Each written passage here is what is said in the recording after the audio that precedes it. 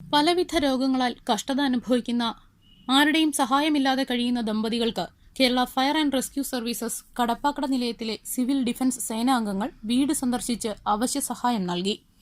വിദേശത്തു നിന്നും 10 വർഷങ്ങൾക്ക് മുൻപ് നാട്ടിലെത്തി ചെറിയ കച്ചവടം നടത്തിവന്ന AK നാസറുദ്ദീന് 5 വർഷമായി ഇരുകാലിലും മന്ദരോഗം ബാധിച്ചിരിക്കുകയാണ്.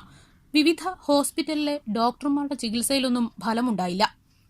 വിദേശ സമ്പാദ്യമായി സ്വന്തമായി ഉണ്ടാക്കിയ വീടും കടയും എല്ലാം വിറ്റുപോലും ചികിത്സ നടത്തി. മരുന്നുകളുടെ അമിത ഉപയോഗത്തിൽ ഇരുവൃക്കകളും തകരാറിലായി. നാസറുദ്ദീന്റെ ഭാര്യ അമീനയും പലവിധ രോഗത്തിൽ വിഷമം അനുഭവിക്കുന്നു. 2 പ്രസവങ്ങളിലുണ്ടായ കുട്ടികളും മരണപ്പെട്ടു. ഇരുവർക്കും പരസ്പരം ആശ്വാസം പകരാൻ പോലും ആരുമില്ല. കൊല്ലം പോളയത്തോട്ടിൽ അമൃതകുളത്തിനടുത്ത് രാജ്ഭവൻ ARN 86 വാടകയ്ക്ക് താമസിക്കുന്ന ഇവർ 9 മാസത്തോളമായി വീട്ടുവാടക നൽകിയിട്ട്. വീടിന്റെ ഇലക്ട്രിസിറ്റി ബിൽ 3 മാസത്തോളമായി മുടങ്ങിയിട്ട്. ഇതിനിടയിൽ അത്യാവശ്യ മരുന്നുകൾ പോലും മുടങ്ങിയിരിക്കുകയാണ്. ഭക്ഷണത്തിന് പോലും വകയില്ലാതെ വിഷമിക്കുന്ന ഈ കുടുംബത്തിന്റെ നിർധനാവസ്ഥ മനസ്സിലാക്കി Kerala fire and rescue services Kadappakkada നിലയത്തിലെ സിവിൽ ഡിഫൻസ് സേനാംഗങ്ങൾ വീട് സന്ദർശിച്ച് അവശ്യ സഹായം നൽകുകയായിരുന്നു.